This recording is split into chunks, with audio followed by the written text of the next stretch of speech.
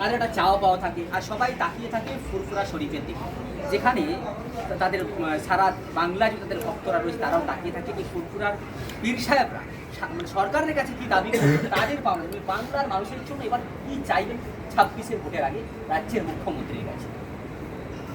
পশ্চিমবাংলার মুখ্যমন্ত্রী আমরা ওনার কাছে কি চাওয়া পাওয়ার আছে উনি ভালো জানেন। আমার পশ্চিমবাংলার মুখ্যমন্ত্রী যে আমার দাবি যেটা থাকবে যে বাংলার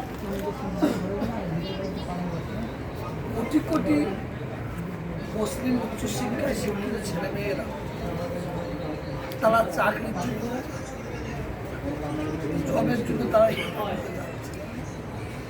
কিন্তু তাদের যোগ্যতা থাকা সত্ত্বেও তারা কিন্তু ফিরে আসছে। তার একটা কারণ যেখানে ইন্টারভিউ নেওয়া হয়, যারা ইন্টারভিউ নাই তাদের মন মানসিকতা চলেছে, তাদের মন মানসিকতা ছাড়েছে, তাদের ঘরে চেঞ্জ করে যাদের মন মানসিকতা হিন্দু মুসলিম থাকবে না, যাদের মন মানসিকতা মানুষ থাকবে সেই ধরনের ব্যক্তিকে দিয়ে ইন্টারভিউর জন্য যোগ্য ব্যক্তি বসানো। 2026 ভোটের আগে রাজারহাটে 13টা মন্দির অলরেডি হয়ে গেছে। 200 কত কোটি টাকা দিয়ে আমরা একটা মন্দির হতে চলেছে, এতে আমাদের কোনো আপত্তি নেই। কিন্তু রাজারহাটে মানে সরকারের কাছে আমাদের দাবি ওয়াকাফের অর্থ দিয়ে রাজারহাটে বড় মসজিদ, ওয়াকাফের অর্থ। কারণ ওই এলাকায় হাজার হাজার হাজার হাজার মুসলিম যারা আছে চাকরি করে, অনেকে কাজ করে, তারা নামাজ পড়ার জায়গা পায় এবং ঈদ আর বকরাইদের নামাজের জন্য তারা জায়গা পায়নি। গতবারে মাননীয় ববি হাকিম সাহেব ওনাকে হাজারো সালাম জানায়, উনি অস্থায়ী একটা নামাজের জায়গা ব্যবস্থা করে দিয়েছিল। তারপর উনি বলেছিলেন আমি মুখ্যমন্ত্রীর সঙ্গে আলোচনা করে যাতে স্থায়ী ব্যবস্থা করা যায় সেটা উনি চেষ্টা করে দিয়েছেন। 2026 ভোটের আগে আমরা এগুলো দেখতে চাই। আমরা দীঘায় ওয়াকাফ সম্পত্তি থেকে অর্থ নিয়ে ওখানেও একটা মসজিদ দেখতে চাই, ওখানেও মসজিদ দেখতে চাই। পশ্চিম বাংলায় যেখানে মেজরিটি মুসলিম বেশি আছে, প্রত্যেকটা জায়গায় সংখ্যালঘু এলাকায় ইংলিশ মিডিয়াম স্কুল করতে হবে। আর ইংলিশ মিডিয়াম স্কুল করে শুধু ওখানে সংখ্যালঘুদের জায়গা দিতে হবে। মাস্টারও সংখ্যালঘু থাকবে, ছাত্রও সংখ্যালঘু থাকবে। ওয়াকাফের জায়গা ওপরে ওয়াকাফের অর্থ নিয়ে ইংলিশ মিডিয়াম প্রত্যেকটা সংখ্যালঘু এলাকায় যেখানে মেজরিটি বেশি থাকবে সেখানে একটা স্কুল করার দাবি রাখছে। এবং পশ্চিমবাংলা সরকার বাংলার মানুষের জন্য করে না বললে ভুল হবে।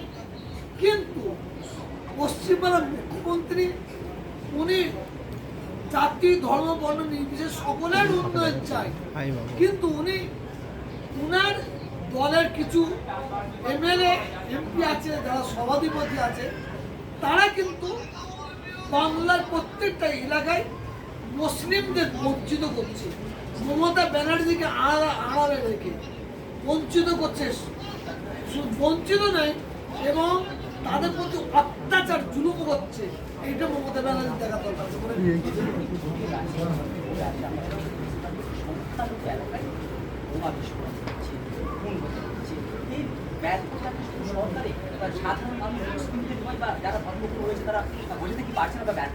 ব্যাপারটা হচ্ছে যারা আমরা রাজনীতির মুসলিম নেতা চাইছি, যাদের ঘরে মুসলিম নেতা হিসেবে দাঁড় করানো হচ্ছে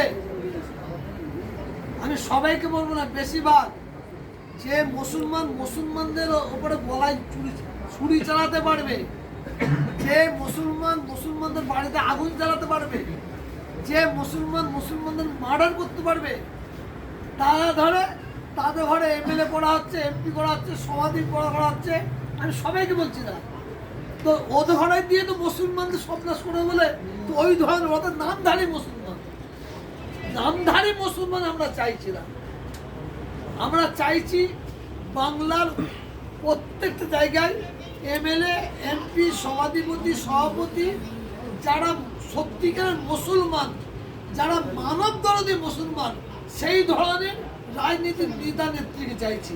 আর যারা নাম গোয়াস্তে শুধুমাত্র নামটা মুসলমান আছে, আর বাকি সব বেঈমানদের মতন কাজ, মুশরিকদের মতন কাজ, হ্যাঁ মুনাফিকদের মতন কাজ, কোরআনের উপরে ছুরি চালাবার মতন কাজ, ইসলামের ছুরি চালাবার মতন কাজ, সেই মুসলমানকে আমরা চাই না।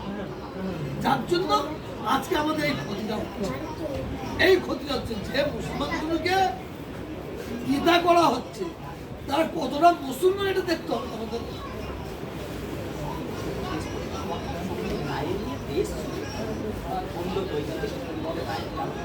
সেভাবে যদি আমরা দেখি ওয়াকফ সম্পত্তি বাঁচানোর যে লড়াই চলছে, আমাদের রাজ্যে ওয়াকফ সম্পত্তি অনেক জায়গায় লুট হয়ে যাচ্ছে এমন অভিযোগ আসছে। আমরা দেখেছি মুর্শিদাবাদের কারবালা 282 জমি জেলা পরিষদ এবং প্রশাসনের নাকি দখল হয়ে যাচ্ছে, ওয়াকফ নাকি চাইছে। এই বিষয়গুলো কাজ করবেন আপনারা? দেখেন, আমাদের পূর্বপুরুষরা তারা ওয়াকফ যে সম্পত্তি দান করেছে, কিসের জন্য?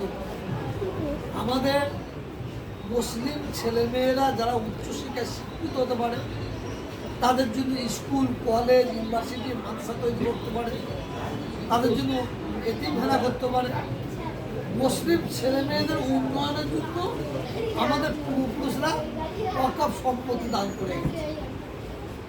আর ওয়াকফ সম্পত্তি এটা মুসলমানদের বাবার সম্পত্তি, এটা কেন্দ্রীয় সরকারের বাবার সম্পত্তি নেই, রাজ্য সরকারের বাবার সম্পত্তি। আজকে ওয়াকফ সম্পত্তি যারা রক্ষা করবে, সেই রক্ষা করার লোকগুলো যদি চোর হয়, ডাকাত হয়, তারাই যদি ওয়াকফ লুট করে, তাহলে সেই ধরনের লোক দিয়ে কোনো লাভ হবে না। আমরা চাইছি ওয়াকফ সম্পত্তি যারা রক্ষা করবে, ওয়াকফ বোর্ডে ওই ধরনের মানুষকে চাইছি, ওই ধরনের মানুষকে যে মানুষের দ্বারাই ওয়াকফ সম্পত্তি